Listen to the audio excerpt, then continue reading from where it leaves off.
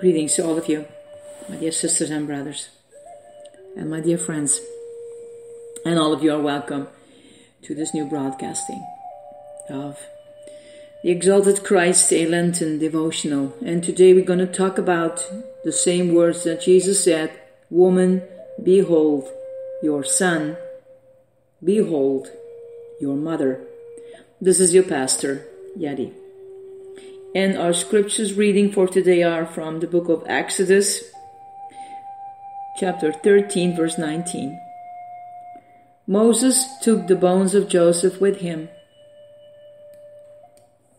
for he had made the sons of Israel solemnly swear, saying, "God will surely take care of you, and you shall carry my bones from here with you." For Joseph and the family of Israel, and for the forthcoming nation of Israel, Egypt had been their protectorated and had served them well. The early years of this relationship were difficult, but they positioned Joseph in a necessary position to not only save the family from starvation, but also to provide a safe and fertile environment for the family to grow into a nation. By the time he was in position, Joseph recognized that this entire development of events had been orchestrated by God. Egypt had been good to Joseph, but it was not his home. He knew the nation would be returned to Canaan, and he made certain they would take his remains with them. The lasting continuity of family was important to Joseph. The lasting continuity of family was important to Jesus also. His relinquished of birthright to John for the care of his mother was clear evidence of this. At a time of unimaginable pain, Jesus was not thinking about himself. He was thinking about others. This is a point we should be careful to realize and understand. Jesus was nailed to a Roman cross with the weight of his entire body resting on spikes driven in his feet and hands. But in the truth of this savage execution, he is thinking about others, his family. We often take a clinical or sterile view of the cross, but there is nothing sterile and clinical about it. It was a brutal, savage way to die. Yet, through it all, he thought of others rather than himself. Can we say this about our own lives? Can we say that in our pain, our personal crisis, we think of others? Or do we concentrate on ourselves? The answer reveals our true character. When Joseph had his brothers at his feet, he chose to preserve the family. When Jesus was on the cross, he chose to secure his family. When we are at our moment of crisis, will we choose the family of our own wants and desire our will, who sink into self-centeredness?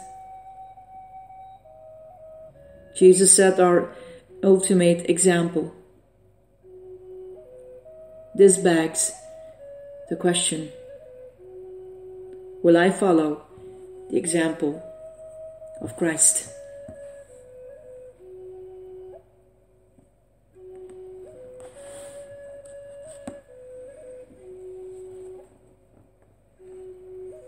Taking care of our families, of our children, grandchildren, friends, brothers and sisters,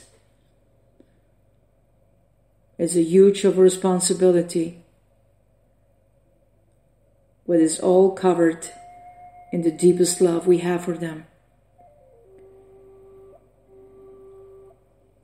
And we know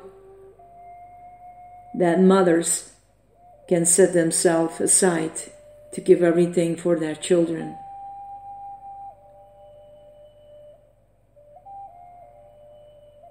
And yes, we know fathers too. But the example that Jesus is showing us is taking care of the family is in times when we are in a very difficult situation too.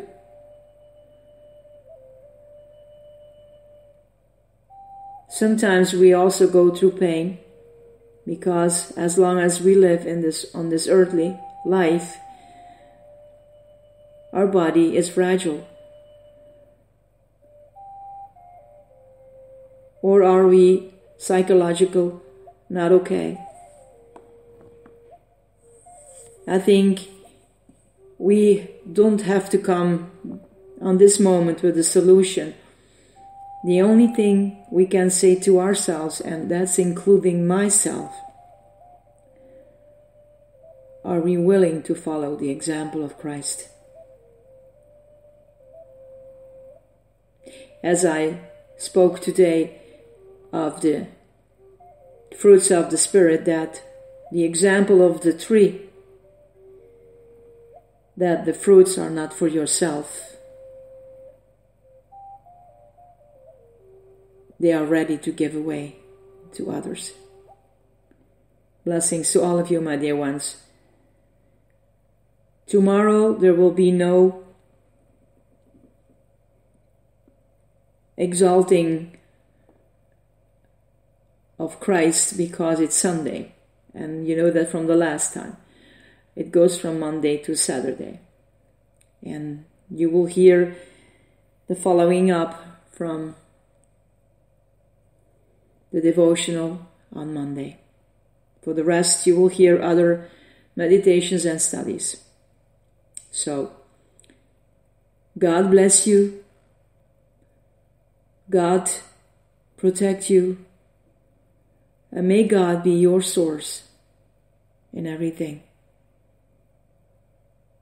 This is your Pastor Yadi. I love you guys. Bye.